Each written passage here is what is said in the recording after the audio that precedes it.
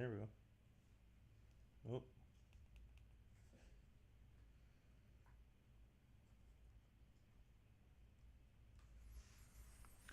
We had some audio.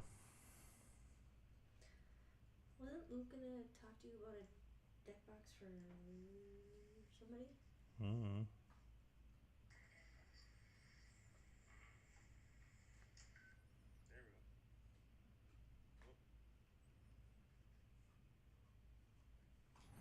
Hello, how's it going today?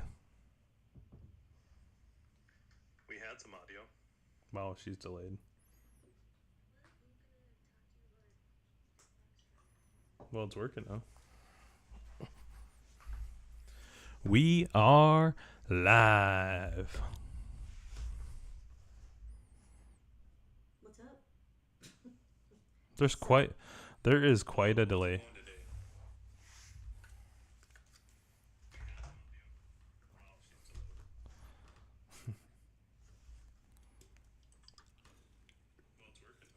Sponsored by We Waterloo. are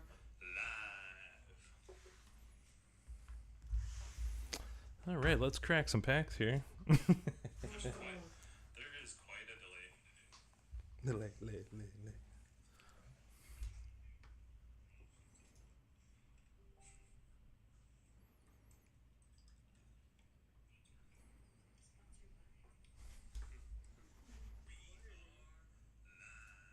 You can hear it on my phone on the delay. That is hilarious. Congratulations on completing your first stream.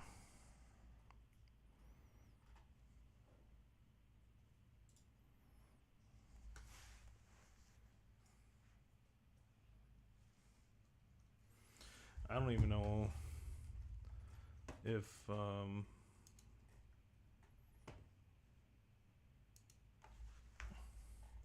hello chat.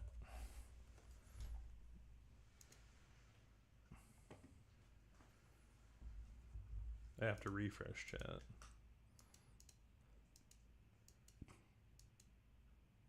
It's kind of bonkers if you think about it.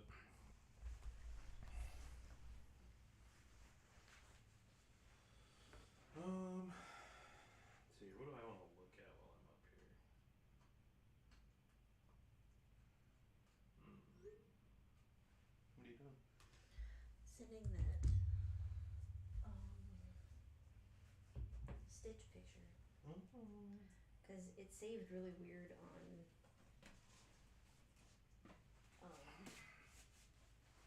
Etsy.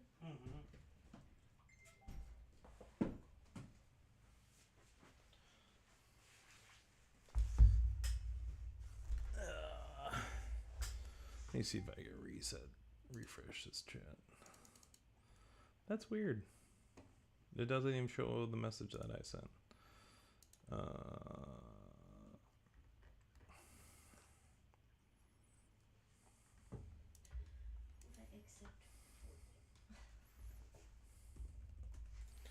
Hello, chat. There we go.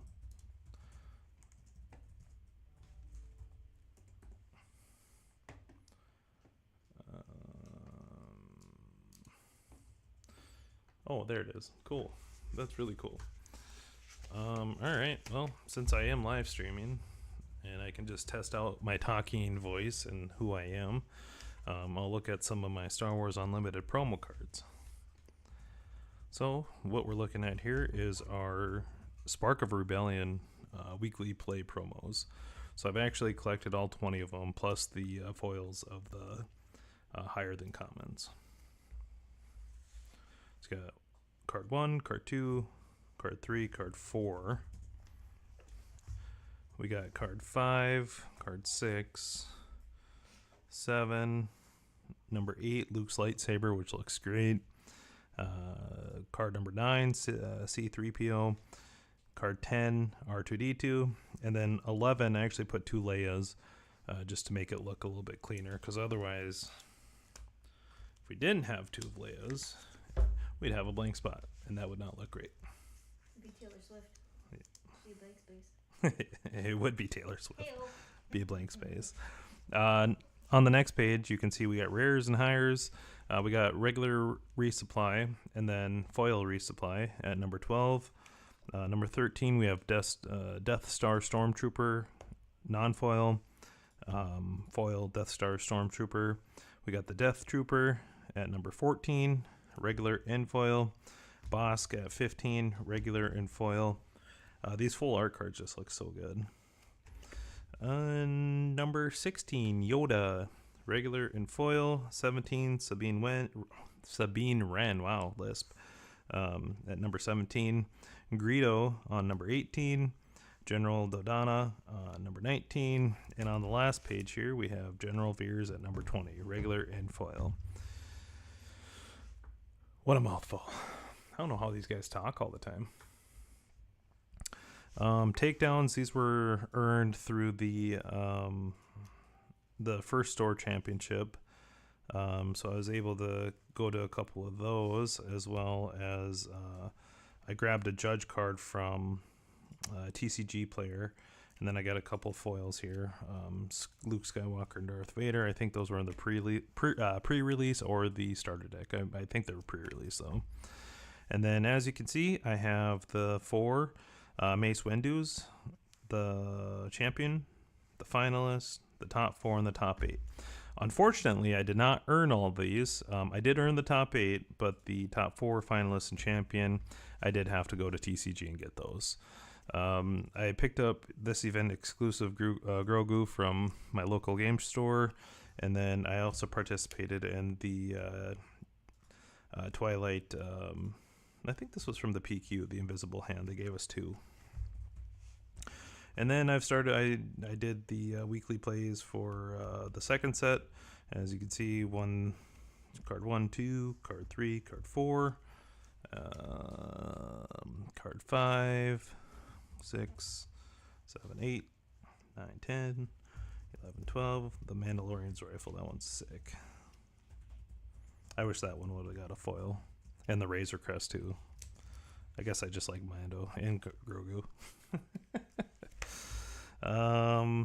Number 13, Relentless Pursuit. We got the regular and foil, Cloud Rider, Ephanie's Nest. I guess I'm missing the comment or the non-foil. The Falcon on number 16 with the foils. IG-11, Jango Fett, missing common there. Got that guy. And yeah, Twilight, I have card 3. I just have randoms. I haven't been able to get out for set 3 that much. Anakin, that's a cool looking card too.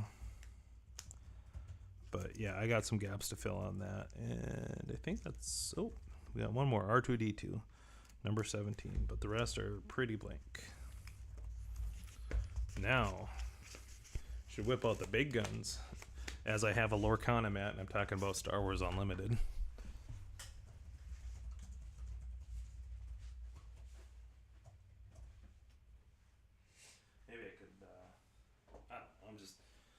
Just trying to get used in front of the camera, and just talking and making it natural, so I'm not like stuttering like a buffoon that I am.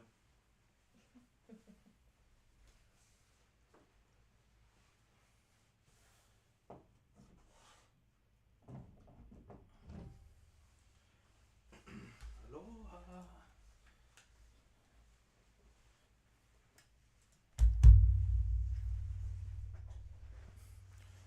All right, let's look at some actual Lorcana cards. How about?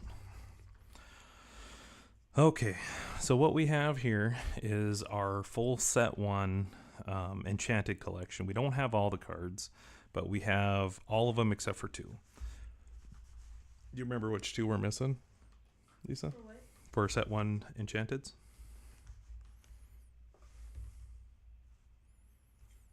No. Simba and... I don't remember the last one. What color is it? Oh. Well, there should be 2 of each. So we got Hades, we got Stitch, we have, oh, look at that. We have 2 Elsas. Lucky us. Mickey Mouse, Genie on the Job, Mickey Mouse, Aladdin. We're missing a red one. Oh, Maui's over there. It's in my case.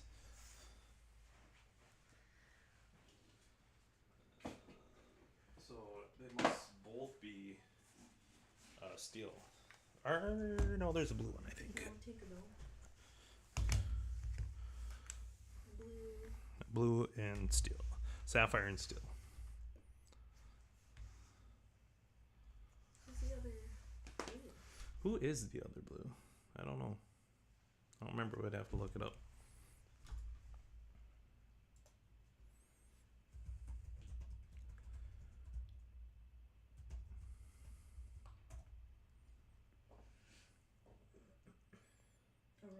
Aurora, that's who it is, yeah.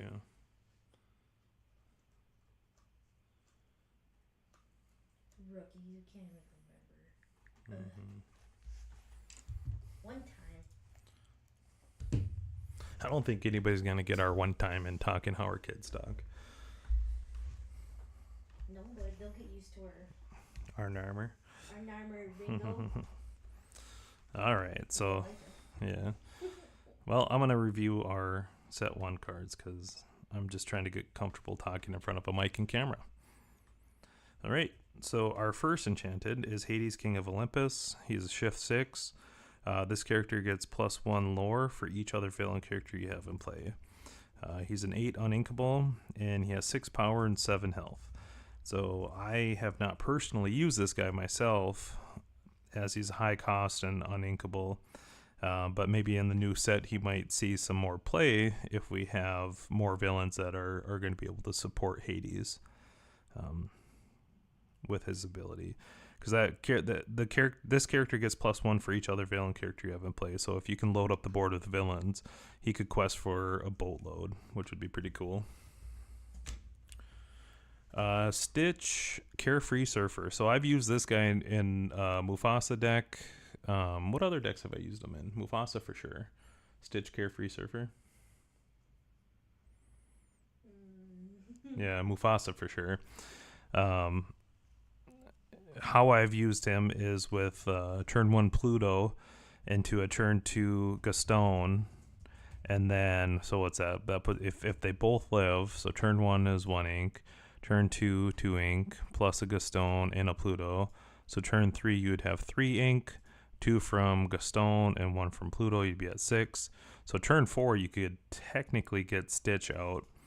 As well as potentially have those 2 other characters so you could get some card draw in there. Plus he's a big body with a 4/8 and 2 lore.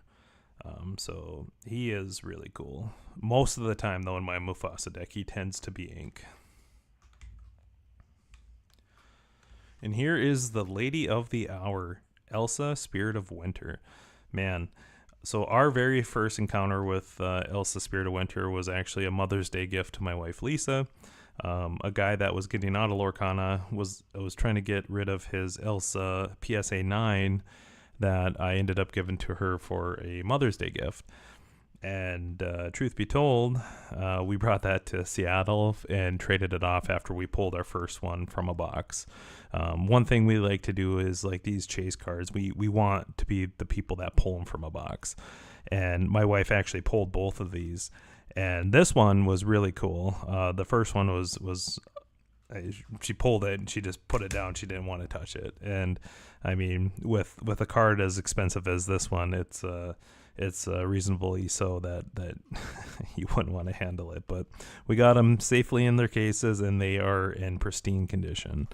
The second one, I have a friend who actually was trying to get into Lorcana. He ended up collecting first chapter booster boxes and booster packs, and I ended up buying a lot from him of, I think it's 21 or 23 individual packs, and then a booster box, and we pulled her, I think, in like the 5th pack of the loose packs, and it was just chaos as soon as we pulled it.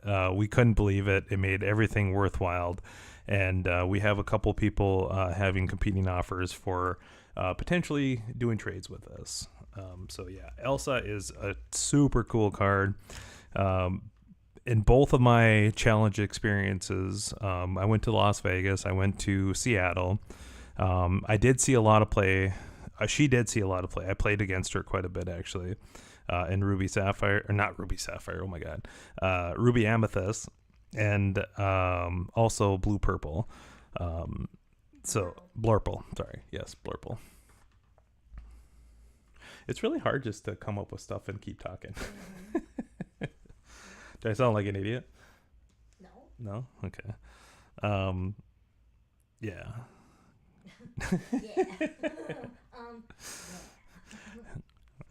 Yeah. Yeah. The cool thing with her, though, I think it was in set 5. Was it set 5 that we got that evasive Elsa? The super rare? Yes.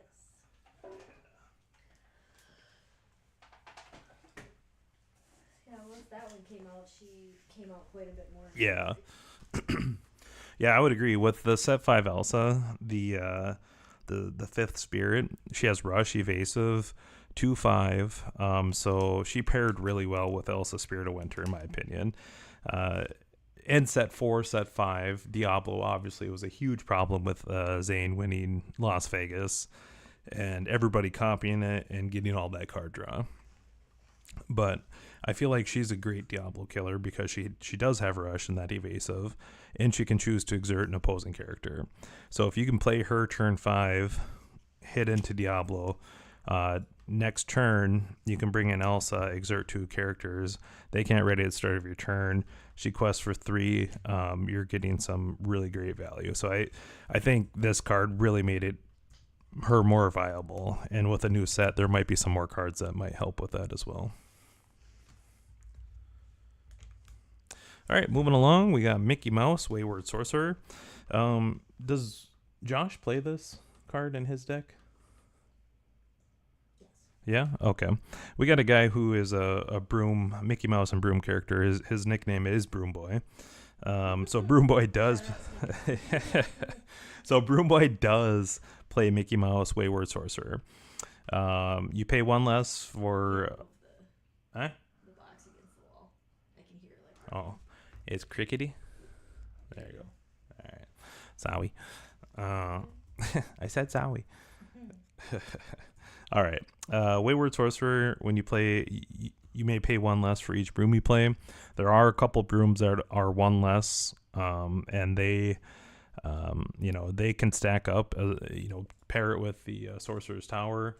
I think he was running the Queen's Castle too to get some card draw, and he tried playing around with the library to get some more card draw there for characters that not passed away. That was pretty morbid. Oh yeah, he does play this, yeah, because whenever they're banished they return to hand. So you pair that up with the library, that's really good synergy. Because with the library, if you get a banished character, you get to draw a card, it goes back to hand, you can just play it again. So there's some tremendous value there with Mickey Mouse. Next guy, Genie on the Job. He's evasive. When you play his character, you may return chosen character to their player's hand. I think it was the Forbidden Mountain that had came out with a blue-green deck, that one I was trying to test for set championships. And I played this guy, and holy cow, I think I annoyed the heck out of my wife with this guy. I was going to say, I hated that. Yeah. So when you get to up to 6 ink and you're able to play this guy and start returning people back to hand, that deck was so much fun. I personally was not able to get it to work as I kind of just continued. I just kind of spun my wheels the whole time. I wasn't questing a whole lot. I mean, I was returning characters, but at some point I just got overwhelmed and kept losing. So I shelved that deck for now. Hopefully with the new set, we'll get some cards to support that blue-green. I did see there were a couple, I think there were a couple dual link cards that looked pretty good for that deck, but we'll see. Next card we have here is Mickey Mouse, Artful Rogue. He's 7 uninkable, 6/5, shift 5. When you play an action, chosen opposing character can't quest during the next turn. I personally have not seen this guy in any decks. We got started early into Inkland, or mid-Inklands, I would say. And so Floodborn in first chapter, we didn't have a whole lot of league play. So I'm not sure if he was relevant in set 1 and set 2. Nonetheless, he is an enchanted, and we are trying to collect them all. So this is in our set. Next card, Latin Heroic Outlaw. He is a 7 inkable, 5/5, shift 5, and during your turn, whenever this character banishes another character in a challenge, you may gain 2 lore, and each opponent loses 2 lore. I believe this guy did have a lot of play in set 1, set 2. I haven't seen him in set 3, set 4, set 5, or set 6, but there might be some decks out there that might be kind of tied to working with him. So, yeah, that's that guy. And then probably, I don't know, it's a toss-up between Maui and Tinkerbell. So I'll say second, third favorite enchanted in the set. Maui, hero to all. He's a 5 inkable, 6/5, has rush and reckless. This guy is a frickin' superstar. In my Ruby Sapphire deck, I play him. So if you ramp up, I mean, turn 4, you're pulling out a big boy to help handle some threats so you can kind of establish board presence. Ruby Amethyst, he's a great tool there as well as you're trying to establish board presence in that get into that late game so you can control and win the match. But yeah, this guy is totally awesome. I played him. So in Den's Red Blue, the one he won Melbourne with, Maui was actually singing quite a few songs for me at League last week. He would sing How Far I'd Go. He'd partake in A Pirate's Life. So even when there's no threats to be had, or if you need him to sing some songs for you, he doesn't always have to attack and take damage. So that's another nice benefit of Maui. I would say maybe I've maybe inked this guy once or twice in my whole Lorcana career. Because you didn't have any other inkables. Exactly. Yep. So, but this guy, I mean, by far my most favorite Disney character of all time. This is so freaking cool. I did not pull this one, sadly. I got this one in Seattle when we traded the PSA 9 Elsa. That card holds some special meaning. Oh yeah, 100%. Oh yeah, with our kids and everything. Next card we have Belle, Strange but Special. She's a 4 inkable, 2/4. During your turn, you may put an additional card from your hand into your inkwell face down.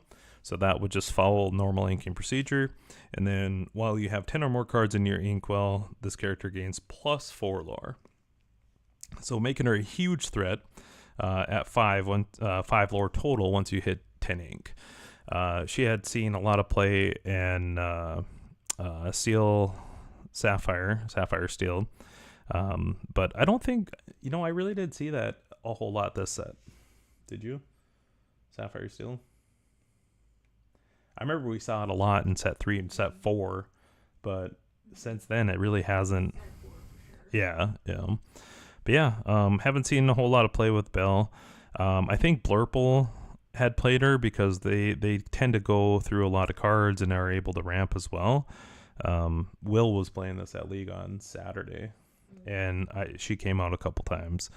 But yeah, super cool card, beautiful card. A lot of people love just that card. Yeah, it's totally beautiful, as I've said 3 times. And then the last card in our Enchanted collection is Tinkerbell, Giant Fairy. She's a 6 inkable, 4/5, shift 4, has the ability Rock the Boat. When you play this character, deal 1 damage to each opposing character, so she's like a mini Grab Your Sword.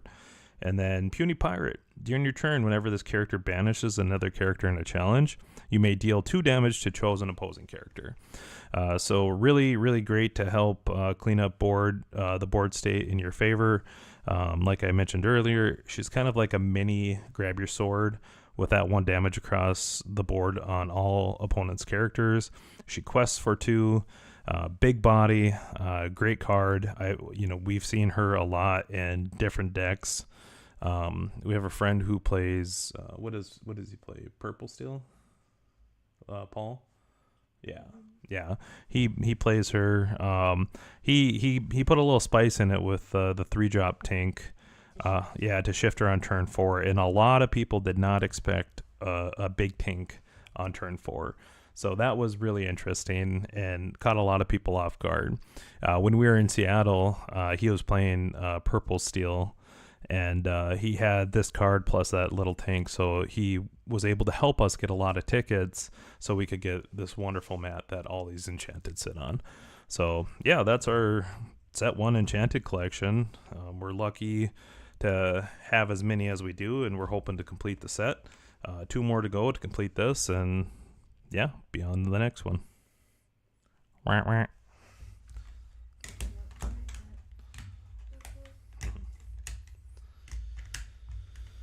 I feel like I sound like an idiot.